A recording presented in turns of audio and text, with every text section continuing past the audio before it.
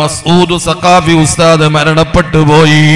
അല്ലാഹ് ആ മരണ വാർത്ത കേൾക്കലോടുകൂടെ അല്ലാഹ് എല്ലാ മൊബൈൽ, എല്ലാ വാട്സപ്പിൽ അദ്ദേഹത്തിന്റെ വഅളുകളും അദ്ദേഹം താമസിച്ച കാറുകളും അദ്ദേഹത്തിന്റെ വീടുകൾ വന്നില്ലേ? ഇന്നാ ലില്ലാഹി വ ഇന്നാ ഇലൈഹി റാജിഊൻ എന്ന് പറയാൻ ലക്ഷങ്ങൾ ജനങ്ങൾ ഒരുങ്ങില്ലേ? എത്ര ജനങ്ങളാണ് സങ്കടപ്പെട്ടത്, എത്ര ജനങ്ങളാണ് അതാ കണ്ണുനീർ ഒലിപ്പിച്ചത്.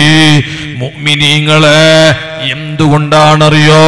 ആ ചെറിയ വയസ്സ് കൊണ്ട്, ആ ചെറിയ പ്രായം കൊണ്ട് മഹാനവറുകൾ ഒരുപാട് സമ്പാദിച്ചു പോയി.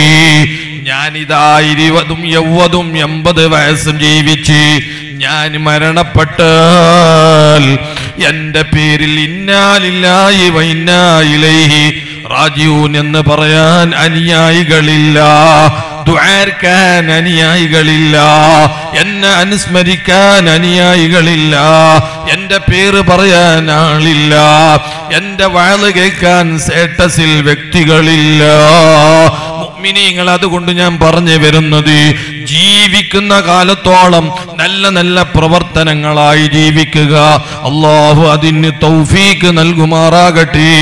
നമ്മുടെ ആഖിബത്ത് അല്ലാഹു നന്നാക്കി തരുമാറാകട്ടെ. മസ്ഊദ് സഖാഫി ഉസ്താദ് മരണപ്പെട്ടു പോയി.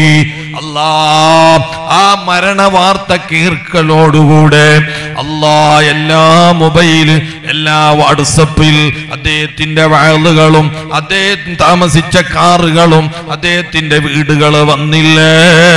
ഇന്നാ ലില്ലാഹി വ ഇന്നാ ഇലൈഹി റാജിഊൻ എന്ന് പറയാൻ ലക്ഷങ്ങൾ ജനങ്ങൾ ഒരുങ്ങില്ലേ?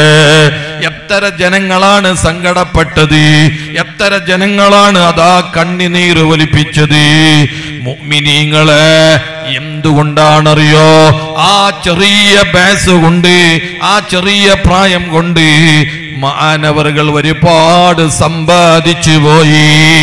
ഞാനിതാ 20ഉം 70ഉം 80 വയസ്സും ജീവിച്ച് ഞാൻ മരണപ്പെട്ടാൽ എന്റെ പേരിൽ ഇന്നാ ലില്ലാഹി വ ഇന്നാ ഇലൈഹി റാജിഊൻ എന്ന് പറയാൻ അനുയായികളില്ല, ദുആർക്കാൻ അനുയായികളില്ല, എന്നെ അനുസ്മരിക്കാൻ അനുയായികളില്ല, എന്റെ പേര് പറയാൻ ആളില്ല, എന്റെ വഅള് കേൾക്കാൻ സ്റ്റാറ്റസിൽ വ്യക്തികളില്ല.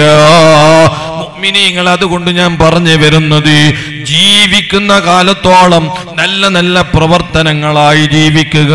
അല്ലാഹു അതിന് തൗഫീഖ് നൽകുമാറാകട്ടെ. നമ്മുടെ ആഖിബത്ത് അല്ലാഹു നന്നാക്കി തരുമാറാകട്ടെ.